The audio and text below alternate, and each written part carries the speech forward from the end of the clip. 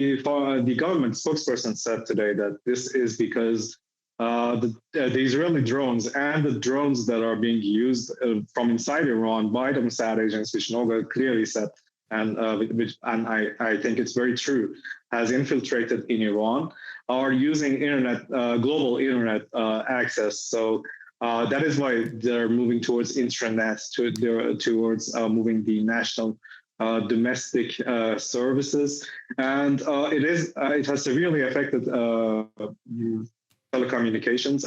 Many people abroad are struggling to get news of their loved ones, and even, for example, you're in Tehran and you have sent your family to another city that you assume to be safer. You can't get a hold of them via social media apps now. You have to call them, and yeah, that has affected the life of the Iranians, as we talked about.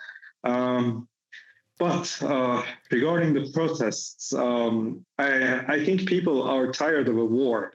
This could mean two things. People are fed up with the Islamic Republic. People are fed up with the system.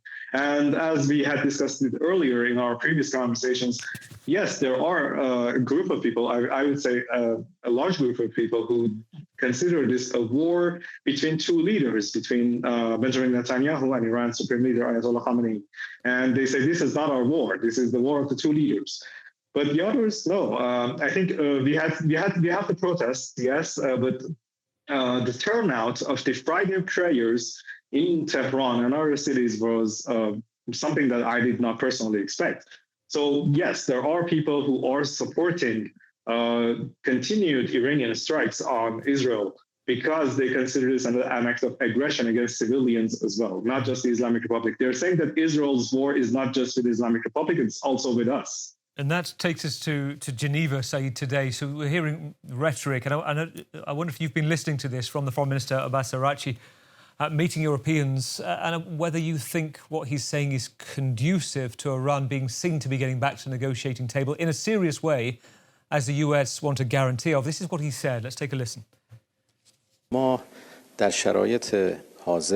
the current situation, as attacks continue, we are not seeking negotiations with anyone.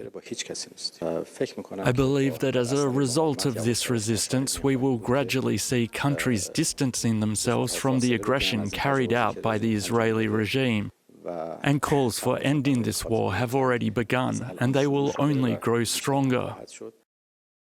So still a rhetoric clearly blaming Israel for what's going on, talking about grave war crimes, which Israel dismisses and denies, saying it's protecting itself as part of the UN Charter by attacking preemptively Iran. But just your take on private channels of conversations, whether we've got a window now into which Iran wants to take advantage of.